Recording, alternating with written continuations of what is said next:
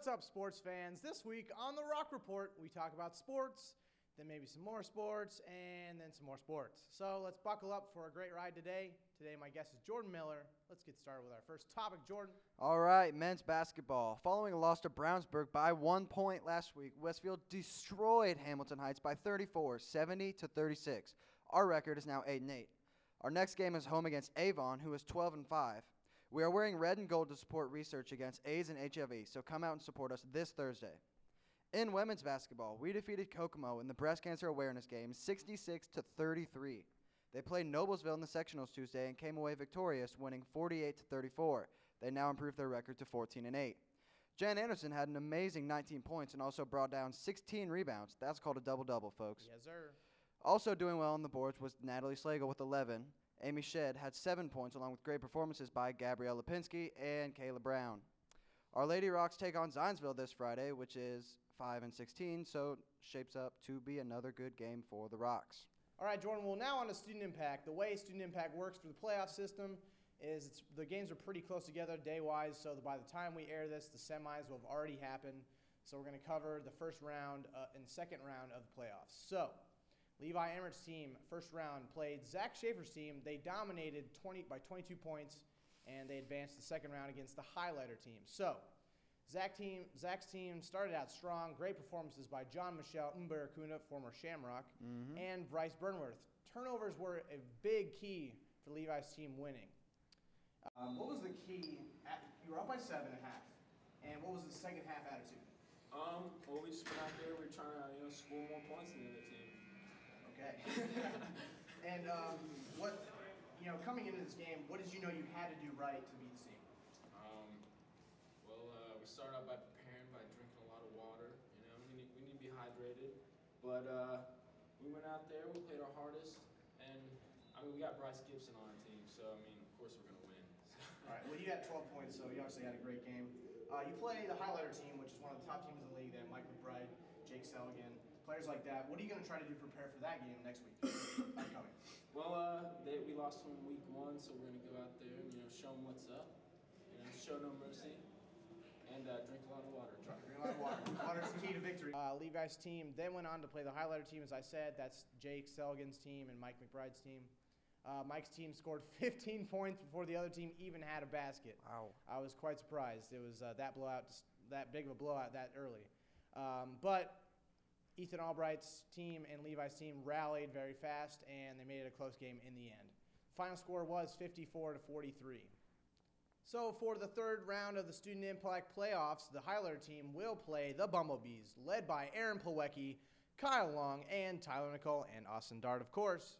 So we're going to cover those games next week, including the championship. So the semifinal games, I'll tell you right now, just so you know, Adam Dietz's team versus Austin Brunmeister's team, and Kyle Long's team versus Mike McBride's team. Good matchup. All right, Jordan, so what do we got going on in swimming? All right, Ryan, we got women's. They performed excellent in sectionals last week, and they sent a bunch of swimmers on to state, including Emily Verbruge, Erin Moe, and Kayla Effinger. And a special shout-out goes to Maggie White. She had a great sectional, so we'll see her at state later on. All right, well, Erin will try to win state in the 500. Kayla will try to get the title in the 50 and the 100 this Friday at 6 p.m. and Saturday at 1 is state. So be there or be square, IUPUI. In men's, they're still awaiting their sectional meet.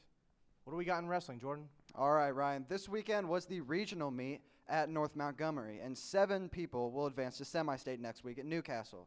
Top performers were Luke Schaefer, Logan Floor, and A.J. Belden, who got first place. Taylor DeLong and Michael Steele were runner-ups, and Lucas Rooney and Drake Gunning finished third.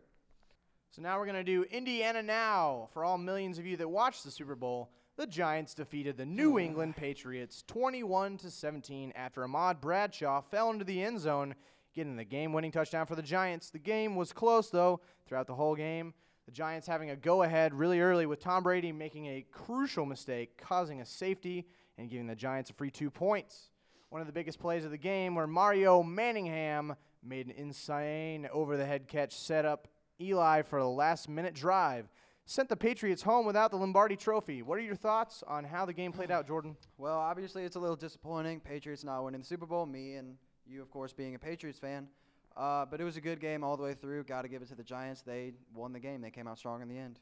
Can't agree anymore. What do we got in our college sports, Jordan? All right, now as you know, we cover IU, Purdue, Butler, and Notre Dame. IU is 18-6, and they are 3-3 against ranked teams, and they beat their rivals Purdue 78-61. They play Illinois tonight. Purdue is 15-8, 0-5 against ranked teams, and they fell to their rival IU this weekend. They will try to rebound against Northwestern this Sunday. All right, for the Butler Bulldogs, 13-12, almost 500, 0-2 against ranked teams, coming off a loss against Detroit, 65-61, and will try to win tonight against Youngstown State.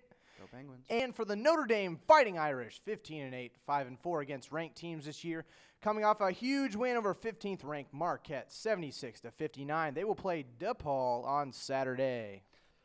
All right, Ryan, now on to the sports video of the week. We are going to show a high school basketball player named Ryan Potoknik, and he plays for the team in blue. The blue team is winning, and he has the inbound pass. White team only needs one basket, and there's 15 seconds left. Let's roll it and see what happens. Gets it in the ropes. Gonna swing it over. Miscommunication! Ball knocked away out of play by Kroom. As Ryan Potoknik was running the wrong way, and Charlotte Christian catches the biggest break they could possibly catch. Norcross had the steal. The ball goes out of bounds. He's laying in the wrong basket. Oh my God! He's laying in the wrong basket. 15 seconds left. Charlotte Christian will keep possession. Potoknik went the wrong way. We have a timeout. Well, that is probably the definition of embarrassing. Ryan, I've turned the ball over. I've shot an air ball before, but never have I scored on my own team. That's kind of pathetic. I have one thing to say. Good luck to you for making the varsity squad or even going to that school next year. You will be hated in wherever you live. All right, well, sports question of the week. Luke Robeson was the sports IQ champ this week with the right answer of Blake Griffin being from Oklahoma. So our question this week, again, we have a video. Watch the video and tweet into WHS_Rock TV. Has had a good night, 6 catches and a touchdown. Here's Brady, and Brady for the moment avoids the sack, slips away.